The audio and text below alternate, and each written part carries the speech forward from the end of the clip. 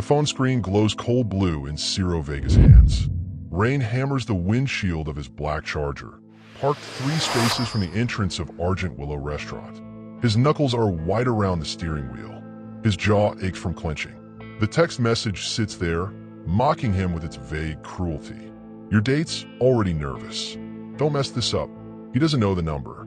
Inside the restaurant, chandeliers throw sharp light across white tablecloths. Everything gleams. Everything judges. At table 14, a young woman in a red dress sits with her hands folded, whispering to herself. Her lips move in careful rhythm, practicing words she memorized an hour ago. The candle flame flickers between her fingers. She blinks too fast. The noise around her feels like static crawling under her skin. Neria Cole doesn't notice the 3 men at the table behind her. Hi viewers, kindly tell us where you're watching from and what time it is. Bryson Vale leans back in his chair, phone angled at Neria's profile. His grin stretches too wide. Beside him, Kian Red scrolls through their group chat, sending laughing emojis to people who aren't even here. Harlan Frost zooms in on Neria's hands, the way they twist together when she pauses mid-sentence. She's still talking to herself, Bryson mutters. This is gold. Kian snorts. Wait till the guy shows up. You think he'll actually sit down? He will, Bryson says. Guys like him don't back down from anything, especially not a setup this perfect. Neria smooths her dress. She counts the folds in the tablecloth. 8 vertical creases, 16 horizontal. It helps. Numbers always help. She inhales slowly, trying to ignore the perfume from the woman 2 tables over. Floral, too strong. It coats the back of her throat. Her phone buzzes. He's almost there. Be yourself. You're going to be fine.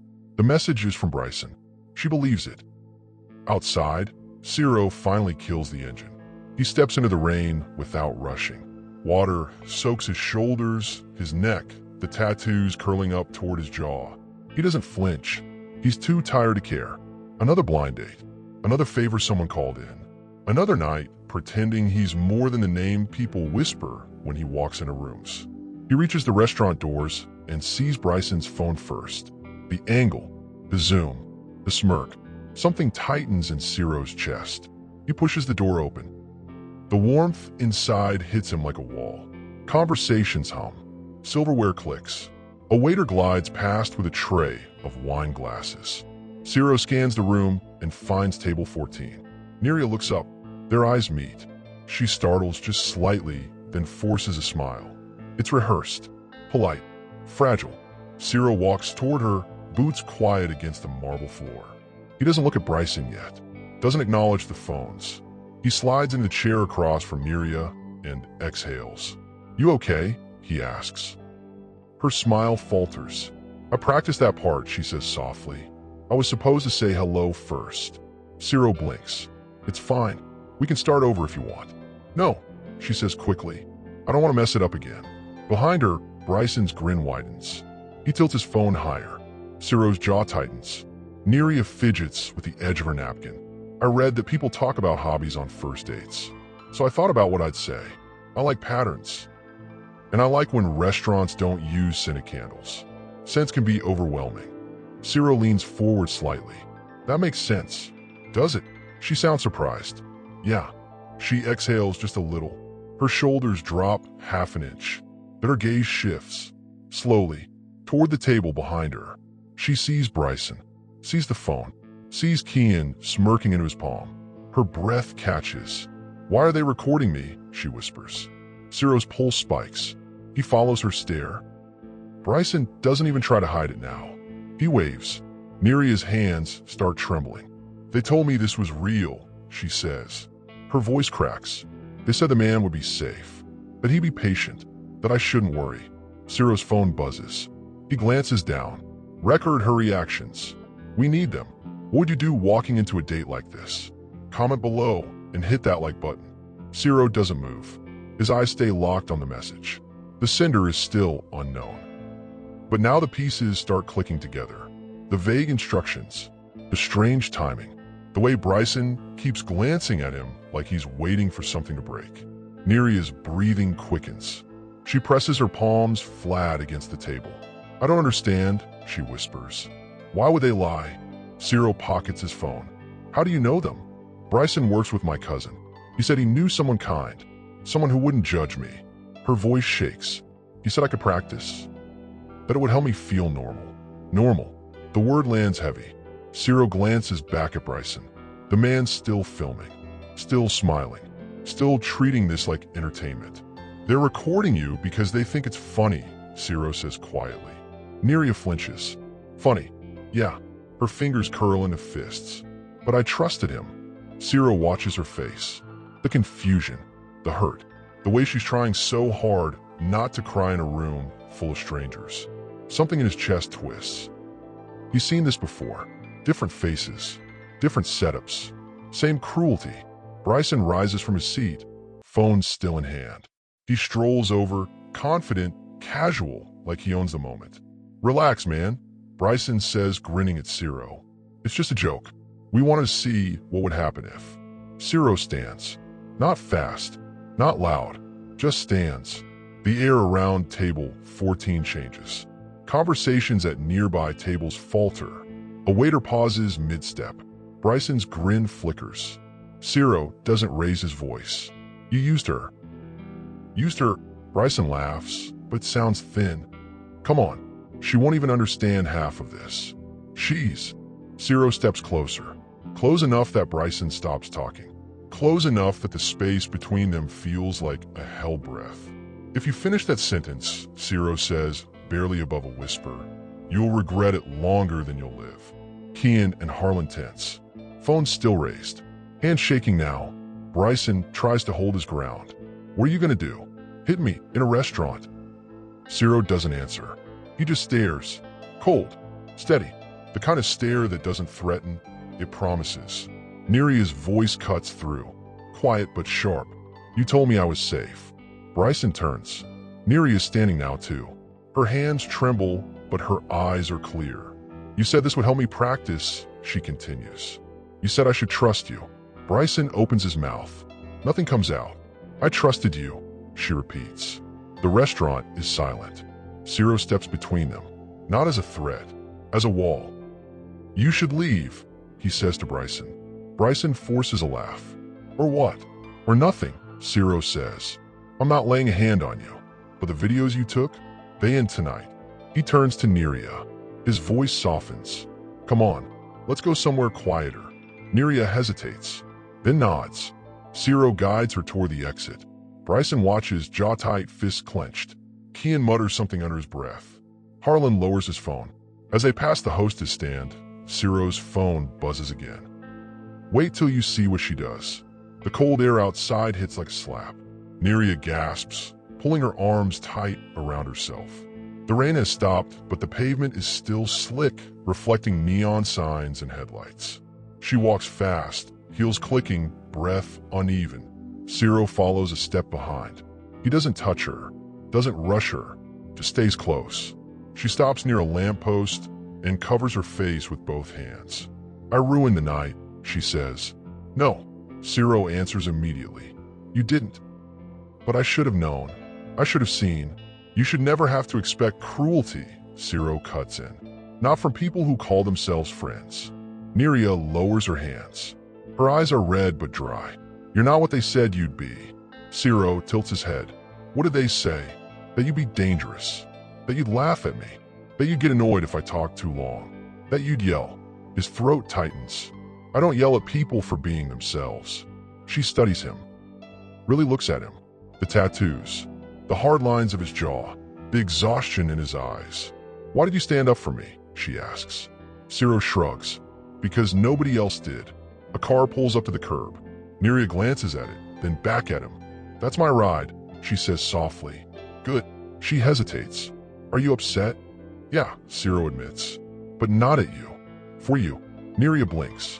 Something shifts in her expression. Understanding, maybe, or relief. She steps toward the car, then pauses. Turns back. Ciro, yeah. Are you dangerous? He holds her gaze. Only to people who hurt others. She nods slowly, then gets in the car. Ciro watches until the taillights disappear around the corner. Then he turns back toward the restaurant. His phone buzzes one more time. She's gone. You done playing hero? Ciro doesn't reply.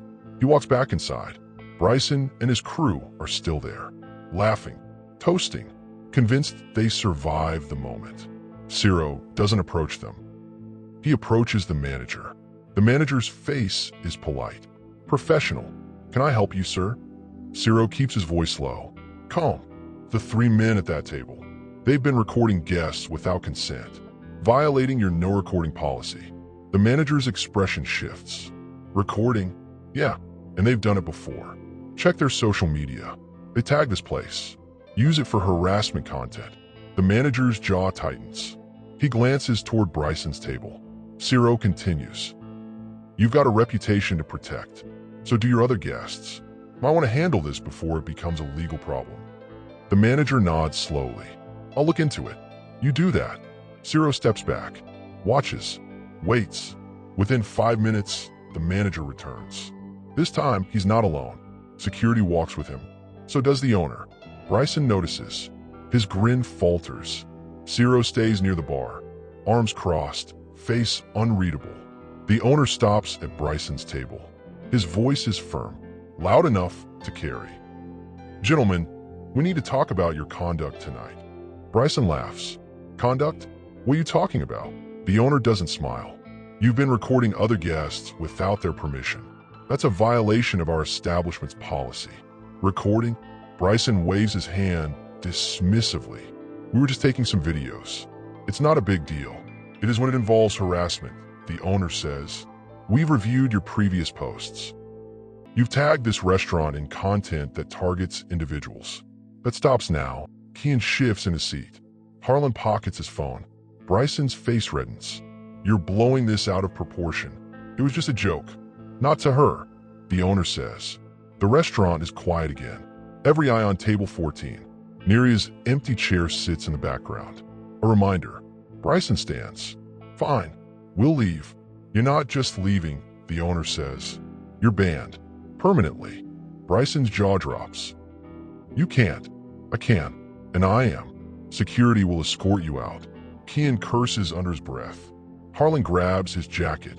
Bryson looks around, searching for support, for laughter, for someone to tell him this is all an overreaction. No one does. Ciro watches from across the room. His expression hasn't changed.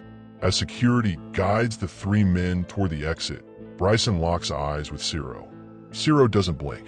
Bryson's face twists. This isn't over. Ciro still doesn't respond.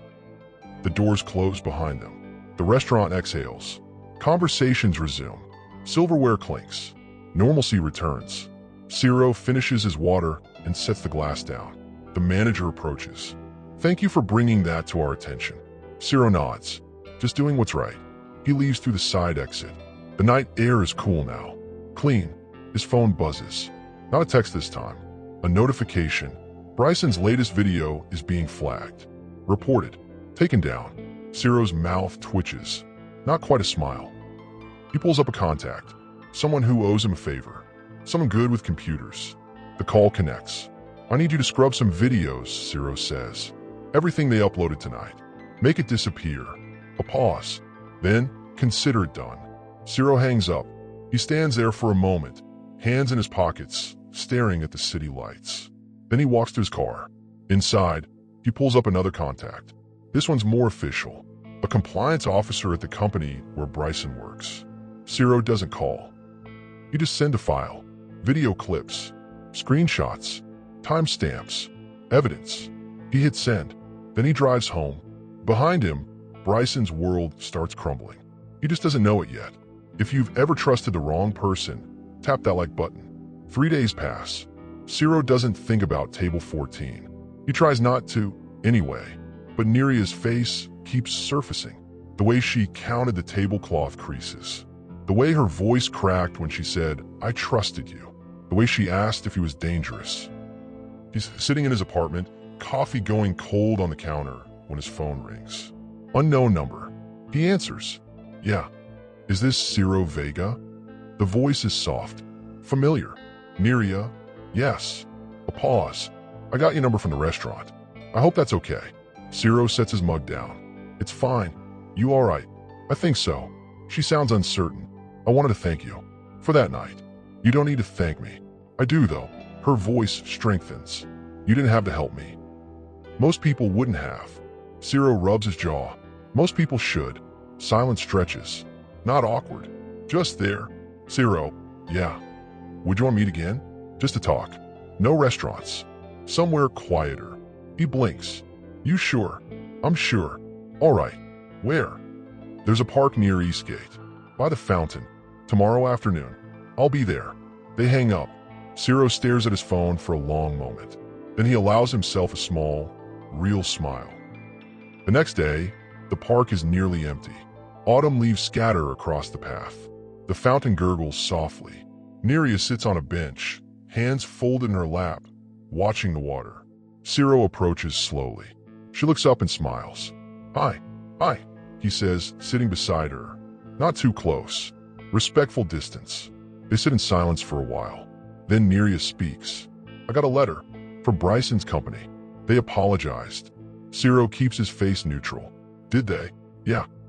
They said there was an investigation, that he violated workplace conduct. She glances at him. You did that, didn't you? I just gave them information. That's not a no. Ciro shrugs. He deserved consequences. Neria nods slowly. I've been thinking about that night a lot. About what you said, that I shouldn't have to expect cruelty. You shouldn't. I know, but I do.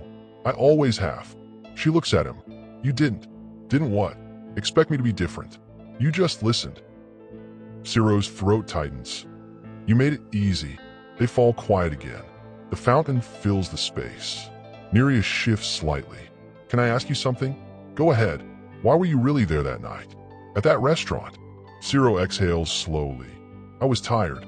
Tired of being what people expect. Tired of being used. Tired of pretending I'm just a name and a reputation. You're not, Neria says quietly. You don't know me. Maybe not. But I know you didn't laugh. You didn't walk away. You didn't make me feel small. She meets his eyes. That's enough to know you're not what they said. Something warm spreads through Ciro's chest. I feel safer around you than I do around most people, Neria admits.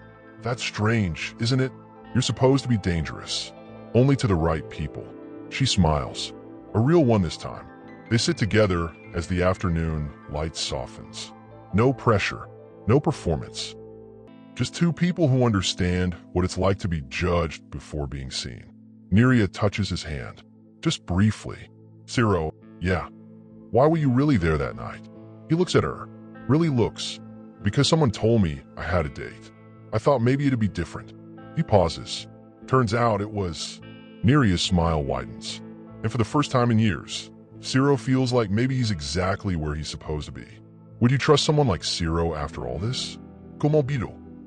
Ciro walks Neria to her car an hour later. The park is emptying. Shadows stretch long across the grass. She turns before opening the door, hesitates, then speaks. Thank you for meeting me. Anytime, Ciro says. She drives away. He watches until her car disappears. Then his expression shifts. The warmth drains from his face. His jaw sets. His eyes go cold. He pulls out his phone and scrolls through saved screenshots. Bryson's social media, the harassment videos, the mocking captions, the tag locations. Argent Willow Restaurant appears in 12 posts. Ciro's thumb hovers over the screen. Then he dials. The restaurant manager answers on the second ring. Hello, it's Ciro Vega. We spoke the other night. Yes, Mr. Vega. How can I help you? Those men you banned. They've been doing this for months. Targeting vulnerable people. Recording without consent. Posting it for views. The manager's voice tightens. Do you have proof? I'm sending it now. Ciro forwards the files. Screenshots. Links. Timestamps. Every video Bryson uploaded that used the restaurant as a backdrop for cruelty. Good God, the manager mutters. This is worse than I thought. It gets worse, Ciro says. Check the comments. They coordinate these setups. They plan who to target weeks in advance. Silence on the other end. Then, what do you need from me? Ciro's voice stays level. Nothing. Just wanted you to know what your establishment was being used for. The rest is up to you." He hangs up. Next call. A lawyer, one who specializes in digital harassment cases. "I need documentation," Ciro says. "Everything those men posted. Every tag location. Every identifiable victim." "That'll take time," the lawyer says. "You have 48 hours. "That's not." 48 hours, Ciro repeats. "Send the invoice. I'll cover it." He ends a call. One more. The contact name reads, Digital Specialist. The voice that answers is young. Sharp. Vega. Long time. "I need a scrub," Ciro says. 3 accounts. Full wipe. Cloud backups included. "What's the timeline?" "Tonight." A pause. "That's aggressive. Can you do it or not?" "I could do it, but if they've got offline backups." They don't. They're lazy. They rely on auto-upload." "All right. Send me the account handles." Ciro does. Then he drives home. Inside his apartment, he opens his laptop, pulls up a burner email account, types carefully. The email goes to 3 HR departments, 3 compliance officers, 3 different companies where Bryson, Kian, and Harlan work. Subject line, workplace conduct violation, evidence attached. Body text, brief. Professional, damning. Attached files, video clips, screenshots, time-stamped harassment. Tag victims. He hits send, closes the laptop, sits back. His phone buzzes. The Digital Specialist. Done. Accounts wiped. Cloud scrubbed. They've got nothing. Ciro exhales slowly. Across town, Bryson refreshes his phone. His Instagram page loads blank. 0 posts. 0 followers. His face goes white. Bryson's hands shake as he tries logging into his backup account. Access denied. He tries his cloud storage. Files not found. "What the hell?" he mutters, typing faster, panic rising. Kian sits across from him in the cramped apartment they share. "What's wrong?" "Everything's gone. My accounts. My videos. Everything." Kian checks his own phone. His face drains of color. "Mine too." Harlan bursts through the door. Phone raised. "Did you guys get locked out?" They stare at each other. "Who could have done this?" Kian asks. Bryson's jaw clenches. "Vega, the Mafia guy." Harlan's voice cracks. "You think he..." "Who else?" Kian paces. "Maybe it's just a glitch. Maybe." Bryson's phone rings. Unknown number. He answers. "Hello. Mr. Vale, this is Monica Reeves from Human Resources at Kinsley and Howe. We need you to come in tomorrow morning, 9 a.m. sharp." Bryson's stomach drops. "What?" "We've received some concerning information regarding your conduct. We'll discuss it in person." The line goes dead. Bryson stares at his phone. His hands won't stop shaking. Kian's phone rings next. Then Harlan's. Same message. Same tone. Same time. They sit in silence. "We're screwed," Harlan whispers. Bryson throws his phone across the room. It hits the wall and cracks. "This isn't over," he snarls, but his voice sounds hollow. The next morning, all 3 sit in separate offices, separate buildings. Same nightmare. Bryson faces 2 HR representatives and his supervisor. A laptop sits open between them. The supervisor presses play. Bryson's own voice fills the room, mocking, cruel, laughing at Neria's confusion. His face appears on screen, grinning as he films her without permission. "This was taken at Argent Willow Restaurant," the HR rep says. "You tagged our company page in related posts. That violates our social media policy." "It was just a joke," Bryson says weakly. "Harassment isn't a joke, Mr. Vale." The supervisor leans forward. "We've identified at least 4 other incidents. You targeted individuals with disabilities. You filmed without consent. You mocked them publicly." Bryson opens his mouth. Nothing comes out. "Effective immediately, you're suspended pending full investigation," the HR rep continues. "We'll be in touch." Bryson stumbles out of the office. His phone buzzes. A text from Kian, suspended. Another from Harlan, same.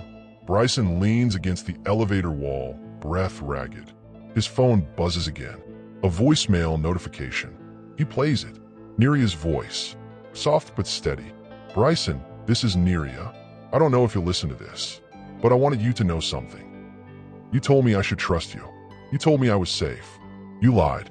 And because of that, I spent 3 days wondering what was wrong with me, wondering why I couldn't see the cruelty coming. But then I realized there's nothing wrong with me. There's something wrong with you. Her voice doesn't waver. I hope you learn that hurting people isn't entertainment. I hope you learn that trust matters. I hope one day you understand what you did. The voicemail ends. Bryson's knees buckle. He slides down the wall, head in his hands. Across the city, Ciro deletes the voicemail remotely before it can be saved. She doesn't owe him anything, not even closure. 2 weeks later, Bryson walks into a coffee shop, hood pulled low, eyes down. He's been fired. Officially. No appeal. No second chance. Kian and Harlan face the same fate. Their online presence is gone. Their reputations destroyed. Job prospects evaporated. Bryson orders black coffee and sits in the corner booth. His phone buzzes. A news alert. Local restaurant implements stricter anti-harassment policies after viral incident. He clicks the link. Argent Willow Restaurant is featured. The owner is quoted. "We have a responsibility to protect our guests. Recent events showed us we needed stronger measures. We've updated our policies and trained our staff to recognize and prevent harassment." Bryson's hands tremble. He scrolls to the comments. Hundreds of people praising the restaurant. Dozens sharing their own stories of being harassed in public. Several mention Neria by name.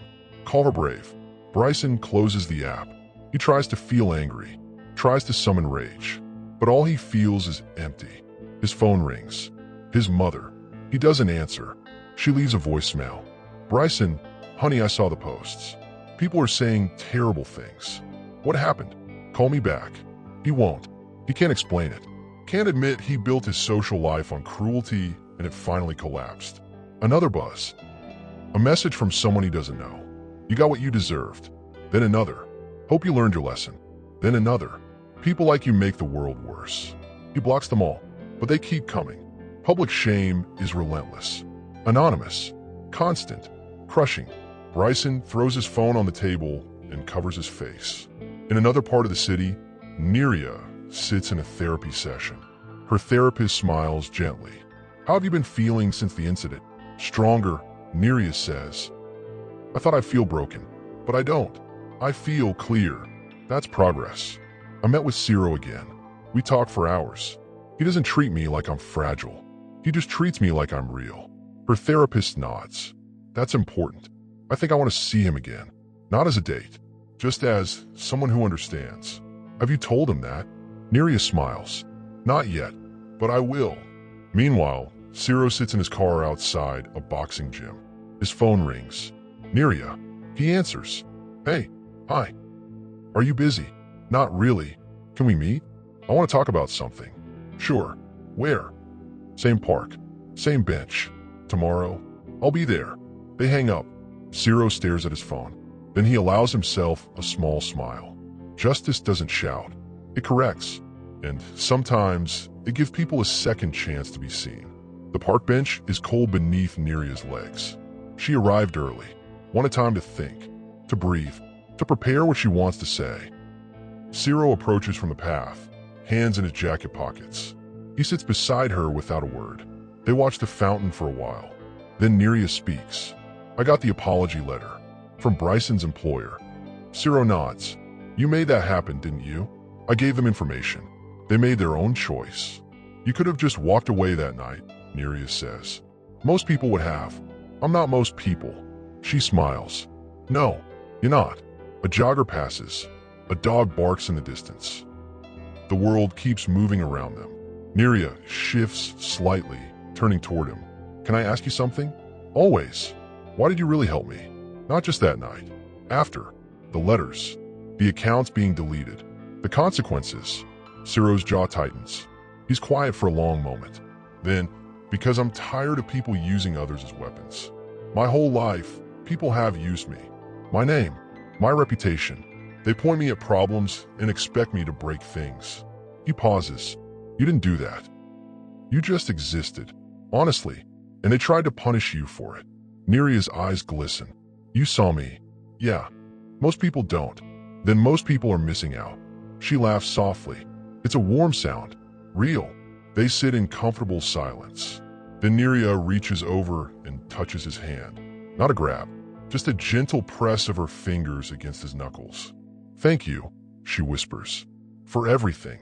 Ciro looks down at their hands, then up at her face. "You don't owe me thanks." "I know, but I'm giving it anyway." They stay like that. Two people who were judged by the world and found each other in the wreckage. Neria takes a deep breath. "I want to see you again. Not because I need protection, not because I'm grateful, but because I actually like talking to you." Ciro's expression softens. "I like that too. Really? Yeah, you're easy to be around. No games. No expectations. Just you." Neria smiles wider. "Then let's do it. Coffee next week." "Coffee sounds good." They stand. The afternoon light falls golden through the trees. Neria hesitates, then steps closer. "Ciro, yeah. If this wasn't a real date back then, what happens next?" Ciro meets her eyes. "Whatever you want. Whatever pace you need." She nods slowly. "I want to go slow. I want to learn who you are, not who people say you are." "I can do that." "Good." They part ways at the park entrance. Neria waves before getting into her car. Ciro watches her drive off. Then he pulls out his phone. A text from the digital specialist. "Final report. All harassment content scrubbed. No backups found. They're done." Ciro deletes the message. Closes his phone. Exhales. Justice served quietly. No headlines. No credit. Just consequences meeting cruelty in the dark. And for once, the right people walked away whole. Would you trust someone like Ciro after all this? Comment below and tell us what you think. Morning light pours through Neria's apartment windows.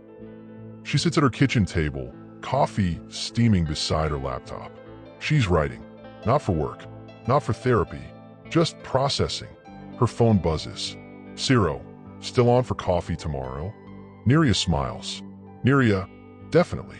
Same place as before. Ciro, or somewhere new. Your choice." She thinks for a moment. "Neria, new sounds good. Let's try the place on River Street." "Ciro, see you there. 3 p.m. Neria, perfect." She sets her phone down and returns to her writing. The words flow easier now. The weight she carried for weeks has lifted. Not completely, but enough. She thinks about Bryson, wonders if he learned anything, wonders if people like him ever do. Then she decides it doesn't matter. His consequences are his to carry. Hers are finally lighter. The next day, Neria arrives at the coffee shop 5 minutes early. It's small, warm, the kind of place that doesn't try too hard. She orders tea and sits by the window. Ciro walks in exactly at 3. He spots her immediately, nods, orders black coffee, sits across from her. "Hey," he says. "Hey." They talk. Not about Bryson, not about that night, just about life. Neria shares her love of patterns, her recent fascination with architecture, her complicated relationship with crowds. Ciro talks about growing up in a world that expected violence, his exhaustion with being feared, his quiet desire to just exist without the weight of a reputation. "I'm tired of being a weapon," he admits. Neria reaches across the table, touches his hand gently.